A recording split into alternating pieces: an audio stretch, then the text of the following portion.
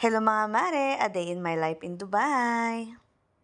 Hito nga naman kami at may pupuntahan naman kami ng aking kapatid kasi nga nagaya na siya guys.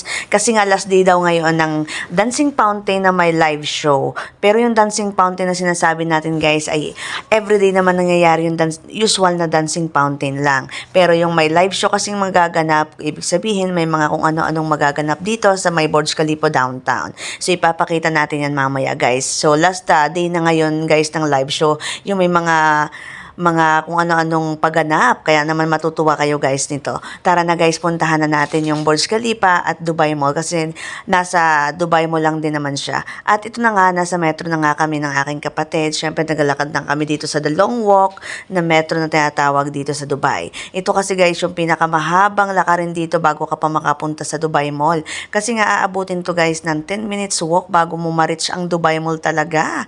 Kaya naman sinabi ko na sa kapatid ko na pagka ganitong may pupuntahan nga kami ay kailangan naka-rubber shoes para ayos na ayos sa labanan at sa labanan sa haba ng lakad. At ito na nga mga mare, nakapasok na nga kami ng Dubai Mall at tingnan na naman ang kagandahan ng loob nito.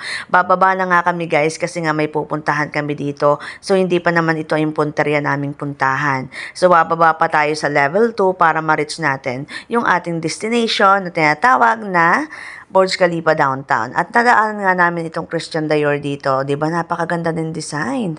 At ito na nga, pumunta na nga kami sa taas ulit guys kasi nga namali kami ng baba dito pala yung sa taas. So gusto namin makita muna yung kagandahan kung ano bang itsura sa taas ng baba. Kaya kami pumunta dito at kami lumusot dito sa may Apple Store. Buti na lang inaalaw nila. So ito yung itsura guys pag nasa taas kayo. Ayan yung kabuuan ng downtown Dubai. Ayan. So tinatawag nila kasi guys ito na Burj Khalifa downtown. Ayan, kasi nasa baba yan. Napakaganda talaga ng view dito sa taas. Syempre, bababa tayo guys pag manonood na tayo guys ng fountain at mga show dito. Kasi sasaraduhan din nila yan guys sa taas pagka nagsimula na yung live show dito ng fountain. Ayan, so tingnan nyo naman kung gaano kadaming tao. Wala pang 1 hour guys. Siguro hindi ko na mabilang guys. Yung hirap bilangin guys. Charot. Sobrang dami na guys ng taong makikita nyo. Tingnan nyo naman hindi pa yan nagsisimula yung dancing fountain. Kasi usually dito guys, every 6 p.m. may dancing fountain. Yung fountain lang talaga ang makikita nila. At bali 30 minutes interval, meron din siyang magaganap sa 6:30, tapos 7 p.m., 7:30, hanggang 8 p.m. merong dancing fountain na. Yun yung normal na dancing fountain. Pero yung pupinuntahan talaga natin dito guys, is yung main event. So ito na guys, ito yung tinatawag ko nga pala guys na dancing fountain lang. Yan lang guys. May pailaw din naman siyang konti sa Burj Khalifa. Pero yan lang din ang makikita nyo pag nag-dancing fountain lang dito. So yung main event wala pa. So hihintayin natin guys yan matapos. So hindi na tayo alis sa pwesto kasi nga pag umalis tayo guys dito sa pwesto natin, hindi na tayo makakapwesto ng ayos dito. Tingnan natin guys. So enjoy watching guys.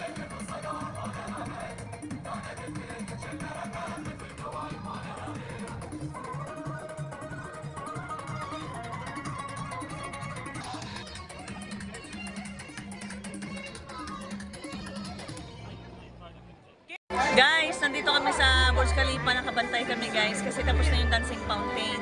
So meron pa ditong main event na mangyayari mamayang 8:30. Kaya abangan natin guys, yung show mamaya, ang ganda nun guys. Ang daming tao guys, so tingnan nyo. Tingnan nyo mga marikoy! Oh.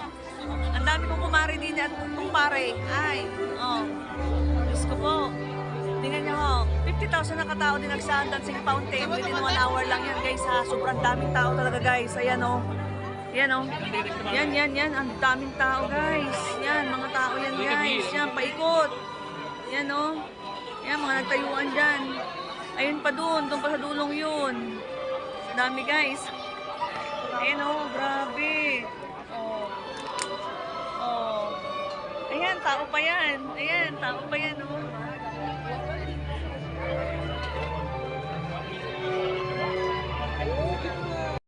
So ayun mga mare, sobrang dami ng tao ngayon. Kasi naghihintay pa sila guys ng main event dito. Kasi may gaganapin pa ditong live show bukod sa dancing fountain. Gaganapin siya 8:30 p.m. hanggang 9. Guys, hindi na kami umalis sa pwesto kasi punong-puno na talaga yung area namin. So, eto na guys, nagsisimula na siya guys, So ito nga pala mga mare, yung main event na hinihintay natin. Ito talaga yung pinaka pinuntahan ng tao dito, kaya sobrang dami ng tao dito. Talagang napuno po ang downtown Dubai. Talagang napakaganda nito guys, kasi makikita mo siya actual. Ayan, may mga live show dyan, may mga fire show, may mga lulutang dyan ng mga tao, may mga nagdadance sa mga boat, at mga kung ano-ano pang pagganap. Tingnan nyo naman guys. So enjoy watching guys, sobrang ganda talaga dito. Ito nga pala mga mare ay tinatawag nilang New Year's Eve show. So continue lang siya guys hanggang January 7. Pero wala naman siyang fireworks. Pero nagpa-fireworks sila dito guys ng konti lang. So ito lang guys, last day na talaga kaya sobrang dami ng tao. Kaya naman enjoy watching guys.